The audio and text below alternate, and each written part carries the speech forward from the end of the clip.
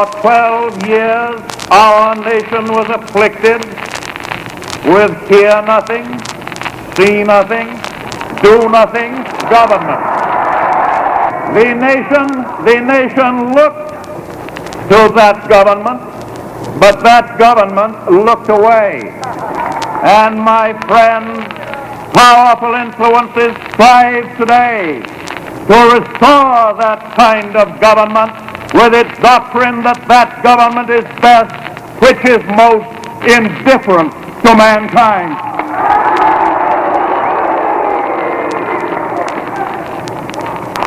We had to struggle with the old enemies of peace, business and financial monopoly, speculation, reckless banking, class antagonism, sectionalism, war profiteering.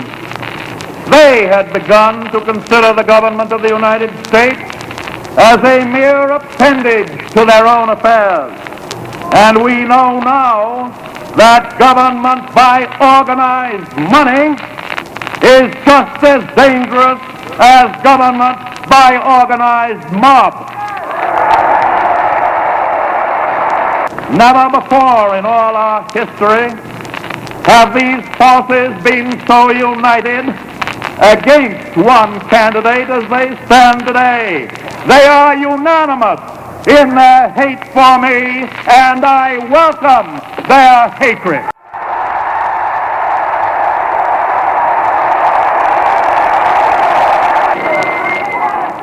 And my friends, the American people know from a 4-year record that today there is only one entrance to the White House, and that's by the front door. Since March 4th, 1933, there has been only one pass key to the White House, and I have carried that key in my own pocket.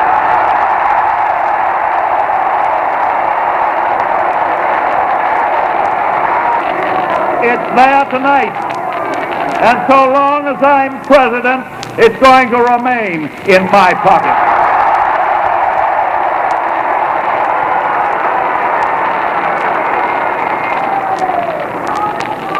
But those who used to have pass keys are not happy.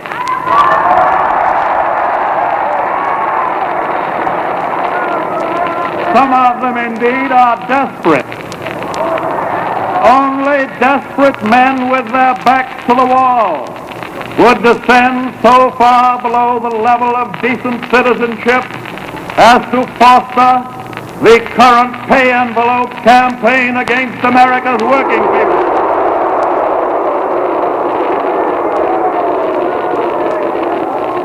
Only reckless men, heedless of consequences, would risk the disruption of the hope for a new peace between worker and employer by returning to the tactics of the labor spy.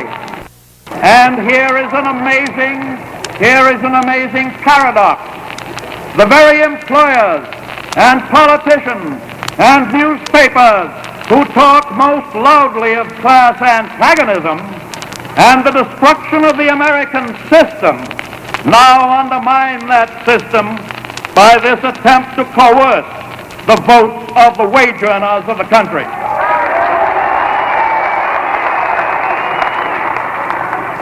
It is the 1936 version of the old threat to close down the factory or the office if a particular candidate does not win. It is the old strategy of tyrants to delude their victims into fighting their battles for them. But they are guilty of more than deceit. Can they imply that the reserves thus created against both these policies will be stolen? They attack the integrity and the honor of American government itself.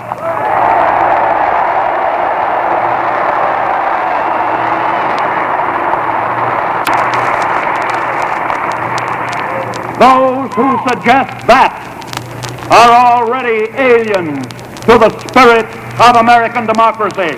Let them emigrate and try their luck under some foreign flag in which they have more confidence.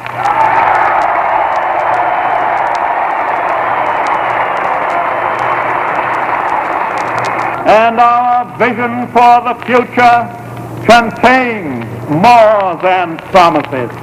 Of course we will continue to seek to improve working conditions for the workers of America.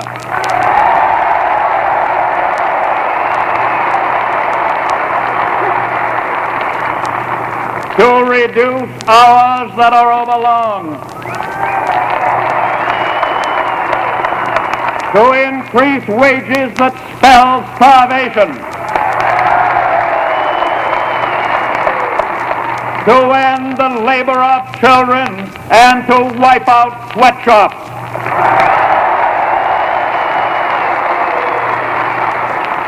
Of course, we will continue every effort to end monopoly in business, to support collective bargaining,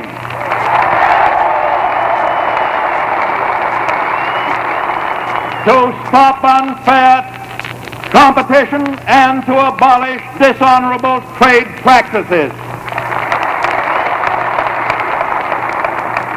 Of course, we will continue to work for better and cheaper transportation, for low interest rates, for sounder home financing, for better banking,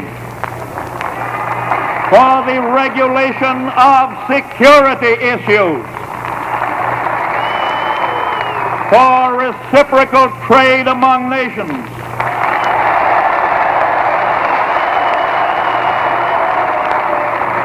and for the wiping out of slums.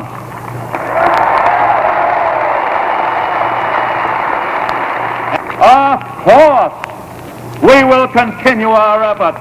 We will persist in successful action for better land use, for reforestation, for the conservation of water all the way from its source to the sea, for drought control and flood control, for better marketing facilities for farm commodities.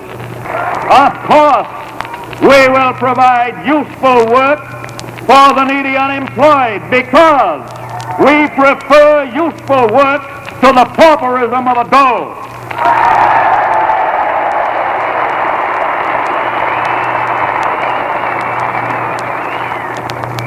And here and now, I want to make myself clear about those who disparage their fellow citizens on the relief roll.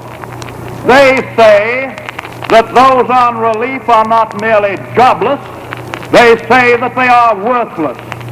Their solution for the relief problem is to end relief, to purge the rolls by starvation. But you and I will continue to refuse to accept that estimate of our unemployed fellow Americans. Your government is still on the same side of the street with the Good Samaritan and not with those who pass by on the other side. Of course, we will continue our efforts for young men and women so that they may obtain an education and an opportunity to put it to use. Of course, we will continue our help for the crippled, for the blind, for the mothers, our insurance for the unemployed, our security for the aged. And for these things too, and for a multitude of things like them, we have only just begun to fight.